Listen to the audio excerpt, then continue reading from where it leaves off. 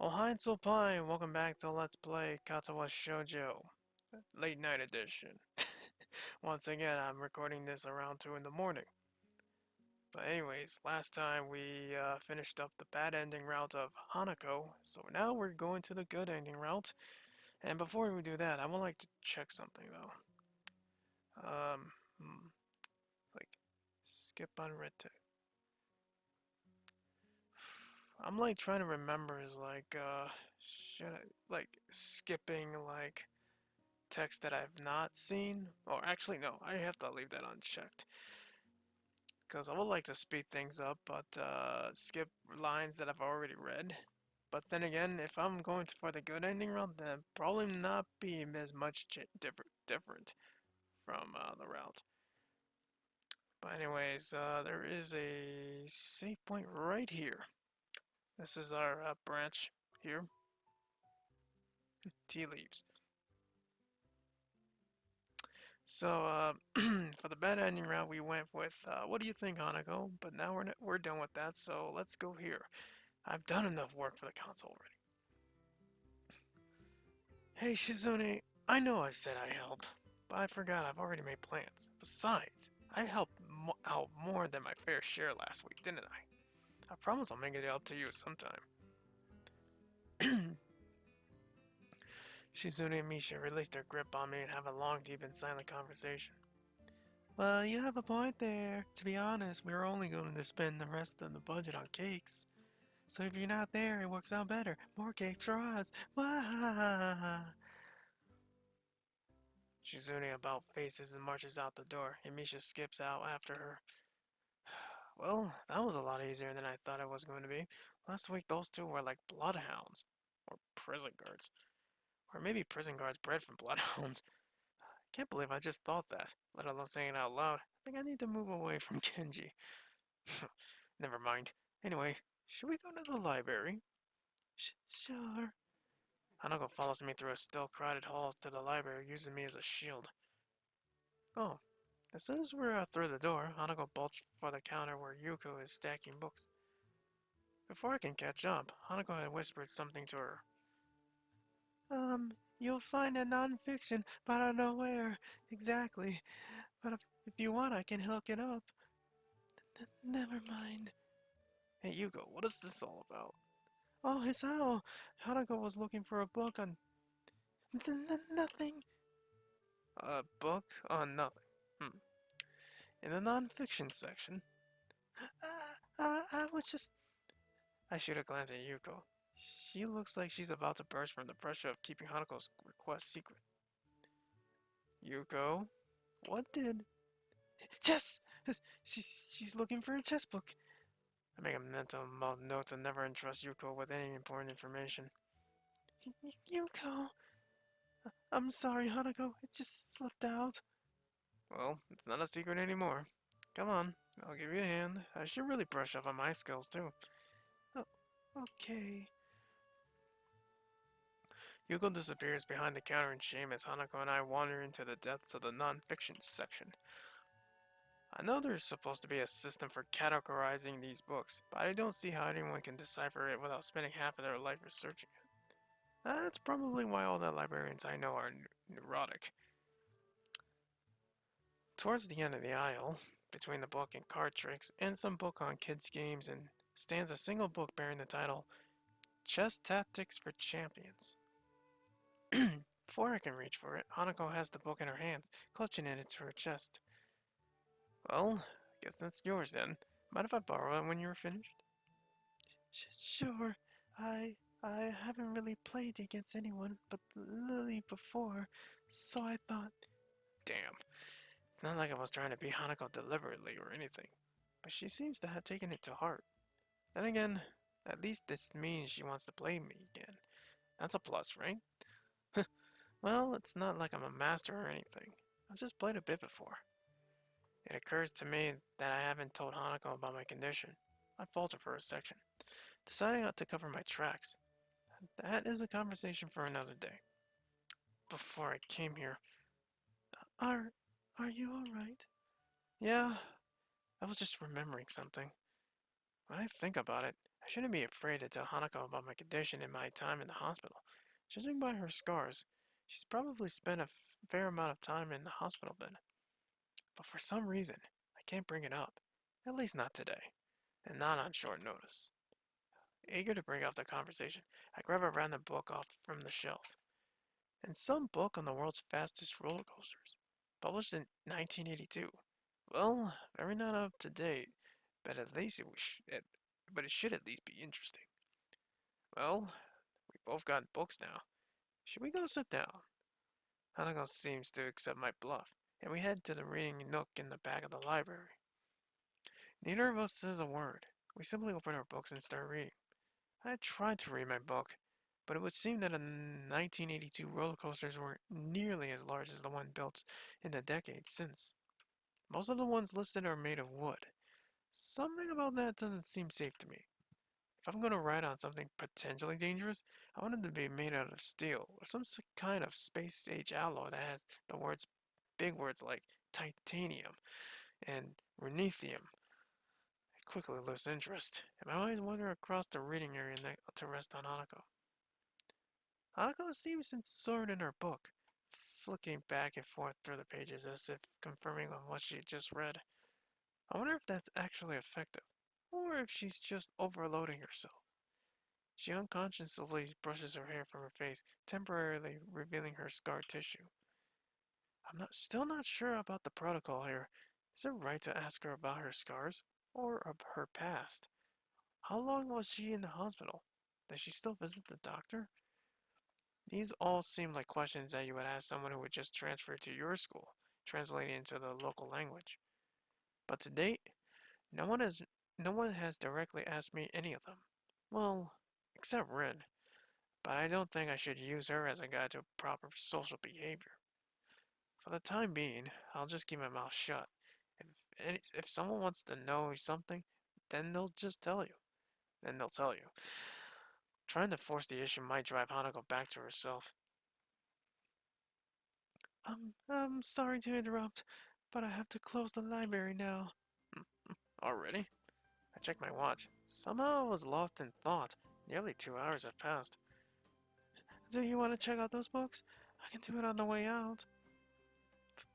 Please. I'm done. I'll drop this one back on the way, though. It wasn't as interesting as I first thought. Hanako marks her place with a slip of paper and stands up.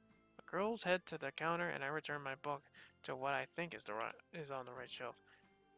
Yuko scans Hanako's book with practiced positions, yet still manages to fumble it. Oh, there we go. Third time lucky. Since this is a non-fiction book, you can only have it for a week. That's okay. Yuko shuts down the library's computer and herds us out the door. Ah, I didn't think it was this late already. But you're the one that told us you had to close. Yes, but I know, but that was before I looked at the time. I'll see you later. Yuko bolts down the hall, her handbag trailing behind her like an awkward steamer. I guess all librarians really are neurotic. Huh? Ah, never mind. I was just thinking I've never met a librarian that can organize their time, no matter how good they are with their books. Oh, I know what you mean. Hanako smiles in amusement. It wasn't meant to be a joke, but it must have reminded her of some other librarian or something. I I have to get back. Yeah, me too. I didn't realize it was this late. Thanks for letting me hang out with you. No problem. I'm going to my dormitory room now anyway, so do you mind if I tag along? Uh, okay. Hanako sets off ahead of me, and I need to jog a little to reach her side. We walk through the gardens, eventually arriving in front of the dorm buildings. Man, you walk pretty fast. I used to play in a soccer club, and you managed to outpace me. I kind of regret saying that. It has less to do with her pace and with the fact that my condition is significantly worse than my fitness. Hanako's reaction is odd. I expected an awkward attempt to downplay her walking speed, but she just blushes while looking at her feet and smiling. Silence hangs in the air between us. That happens often around Hanako. but feels slightly different than usual this time. After a few seconds, I try to break the silence. Here you go. See you class tomorrow? Sure. Hanako waves a short goodbye before pushing her way through the dorm's doors. I stand and look at them for a while before making my way to my own dormitory room.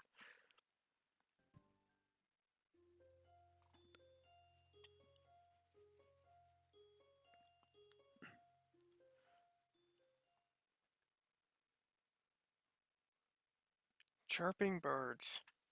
Normally this would be the good time to reflect upon the beauty of nature, but it is 6 a.m. Covering my head with a pillow, I slam my face into the mattress, hoping that the impact will send me instantly back to sleep. Futile. Toss and turn, but sleep simply won't return to me. Alright, Nature, you won. See? I'm getting up now. The lack of sleep weighs my mind down, and there's only one remedy for this. A nice hearty breakfast. It would be nice to be the first person here, to be the first to dig into a piping hot pile of food, to sit wherever I desire. And it would have been nice, but even my exceptionally early start has put me behind the most diligent students. I guess there are quite a few people that have early starts here, for one reason or another. A group of students in sports clothes huddle around one table, eagerly discussing game plans in between inhaling great gulps of food. Scattered around the hall are a number of bleary-eyed students, probably suffering from the same ailment as myself. Noisy birds. And of course, there are people that actually enjoy getting up this early, the ones with their bags stuffed with textbooks and completed homework. It's hard not to despise people like that, even more so when you're tired yourself. Picking out a familiar face from the thin crowd, I head towards the nearest table. Lily sits alone, delicately feeling her way around a small plate of eggs with a fork. It's almost a shame to interrupt her in her clockwork movements. I wonder if this is how a blind person zones out, simply moving into predetermined patterns learned over the years, just like how a sighted person would eat while reading a newspaper. Good morning, Lily. I didn't expect you to be here this early. Oh, Isao, you startled me. I didn't know you took breakfast this early. I don't. This is an exception to the rule. I greatly prefer to be late to school than early to breakfast. Lily gives a small sigh at my admitted tardiness as I begin eating my food. It doesn't take long for her to lapse back to her previous mindless nimbling. Each short motion lacks energy. I suppose this is similar to letting your eyes wander while performing any ordinary chore. But after a few repetitions of the fine food eat food cycle, Lily puts down her fork and dabs her lips with her napkin. Hisao, do you mind if I ask you a question? Damn. All I want is a little food and about 4 hours of sleep. Nobody says, can I ask you a question? For a simple question. Sure. Do you think of Hanako as a friend? Hmm? This seems like a leading question. I guess so. Why do you ask? No real reason. I do have another question though. Why is it that you think of her as a friend? This is well beyond above my level. What is she expecting from me? I'm not really sure. I guess it's because she's a little different from the way she deals with people. Hmm. Since I've known her, she hasn't really connected with anyone. She doesn't seem any interested in other people, and I think people are a little scared off by her appearance. Really? I thought that kind of thing was, well, discouraged here, discriminating, and such. If I were to put it one way, she furrows her brow in thought, a move which makes me slightly anxious as to what she's plucking from her mind. I say that you're a little naive. Naive? I'd be insulted if not for the slightly cynical grin on her face. I see. While Yamaku has a stronger sense of community compared to other schools, it's far from being free of conflict. Rules cannot remove human nature, after all, only suppress it. That's something I've noticed actually. Just little things. Like how certain people and cliches avoid each other in the hallways. It's no different than my old school, really. Even Lily and Shizune could be considered bitter rivals, even though they both seem like fairly accepting people. Well, at least Misha tinted Shizune does. Who knows what actually goes on with her fingers and behind her glasses? I guess you're right. But when I first came here, everything was a bit of a shock.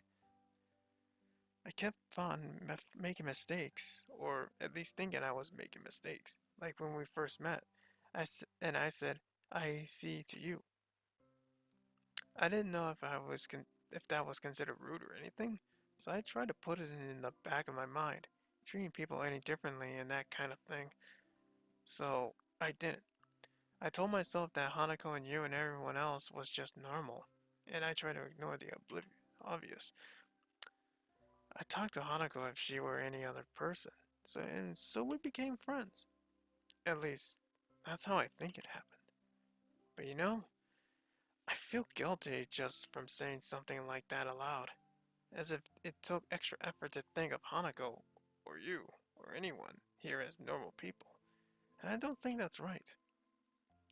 Hisao, I think you are naive, but I also think that you are a good person. It is, perhaps, one of your better traits. I suppose I could take that as a compliment. Tell me, are you free tonight? If you don't count homework, then I'm free as the breeze. In that case, would you care to join myself and Hanako for tea? Mm, I don't really have that much money at the moment, so going out isn't really. Oh, I didn't mean going out. Just here, this evening. You can access the classrooms in the evening here? No, that's not what I meant. Hanako and I often use my room for tea parties together. Please feel free to drop by after dusk. Sure, I see no problem with that. What's your room number? 225, room 25 on the second floor. Okay, sure. Well then, I had best be off. I have a class representative duties to attend to, after all. Until this evening, Hisao. Yeah, catch you later. Hang on. Was I just invited to a girl's room after hours? Is that even allowed?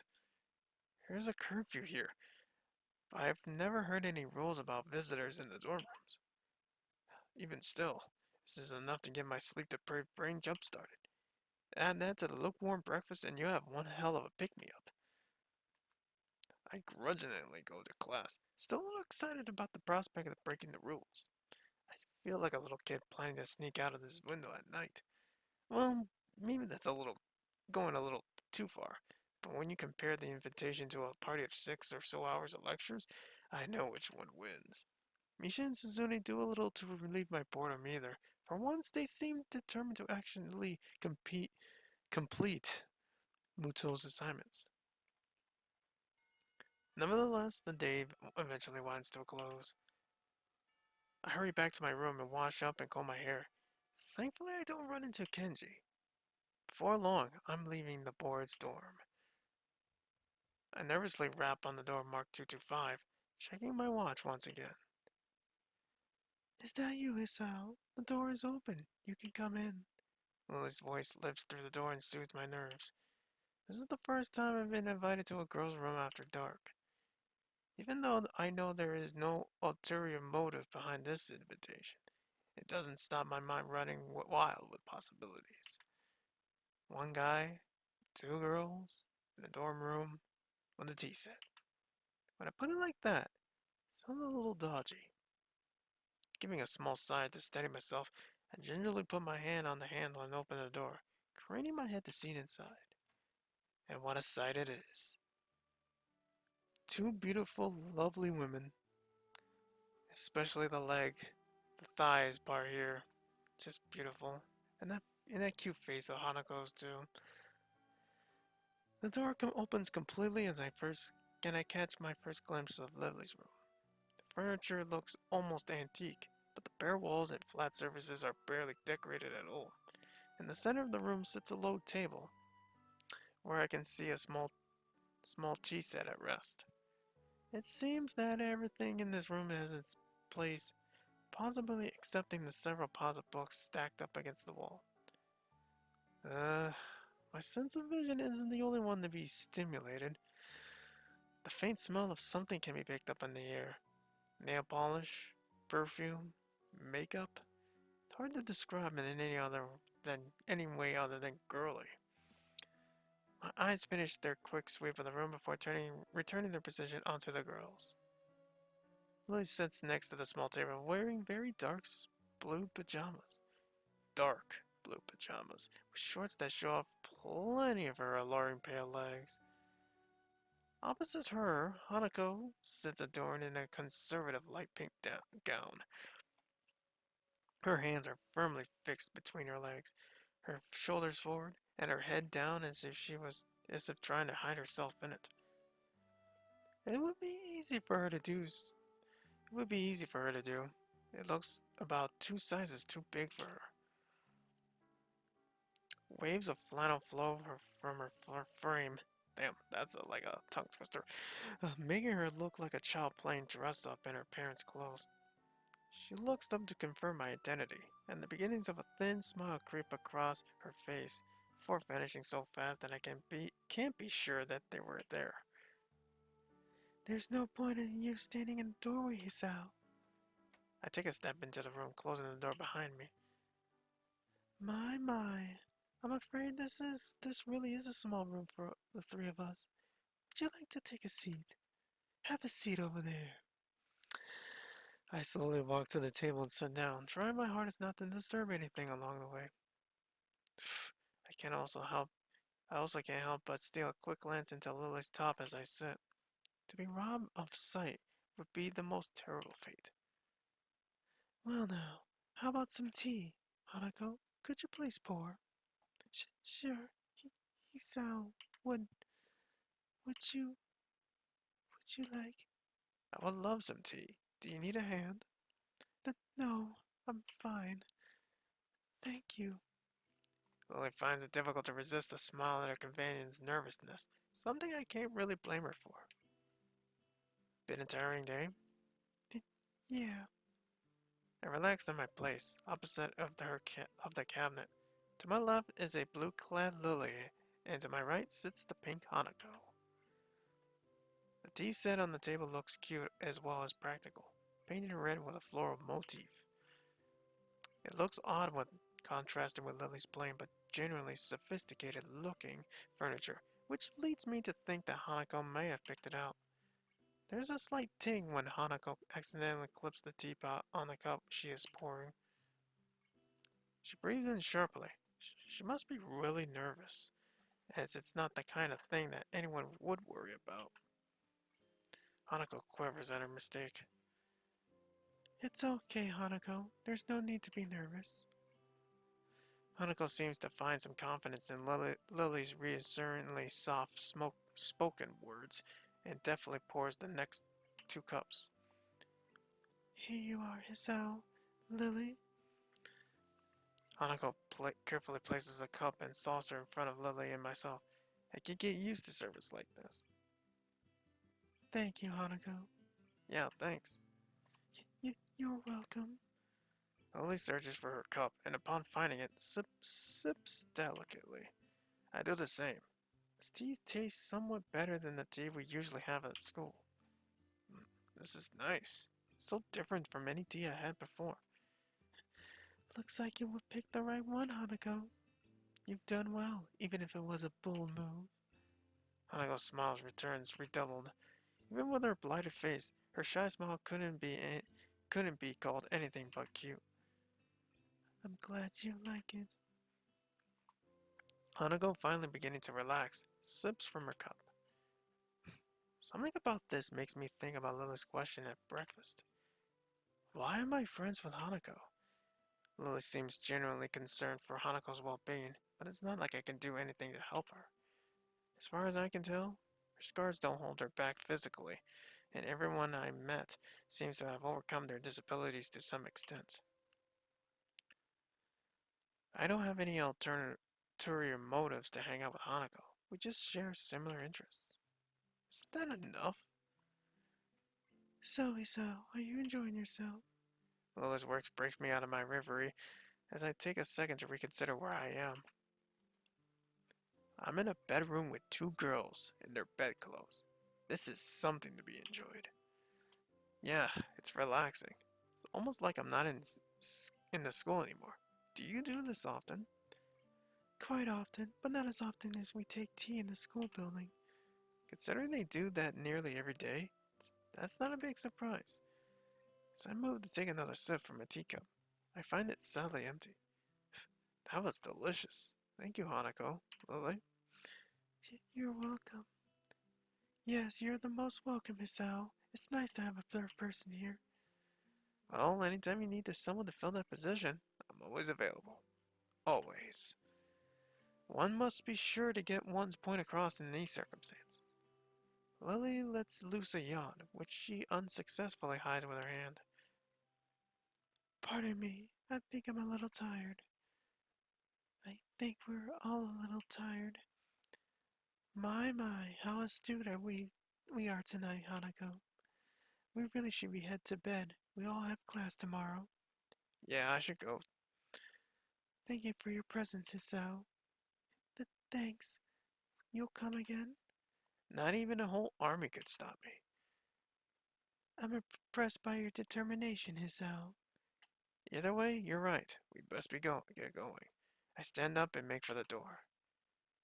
Hanako gingerly stands up behind me. I stop and face her. Are you coming with me? Hanako instantly blossoms into full blush. No, not. This room isn't. It's okay. I was only joking. Oh, okay. Good night. Good night.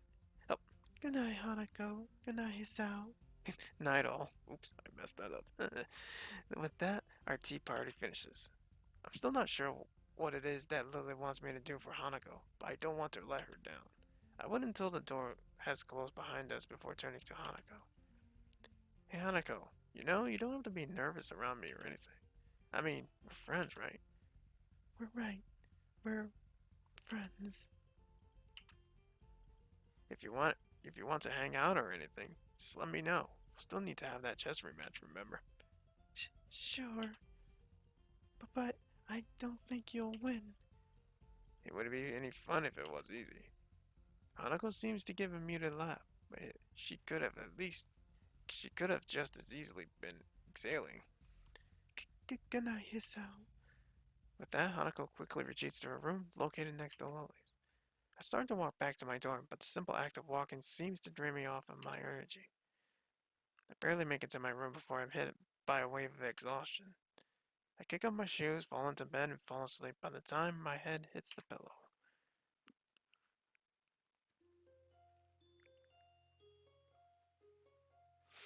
I feel like I've read that line before, but I gotta have to look back at my videos and see how did I manage to skip text that has already been read.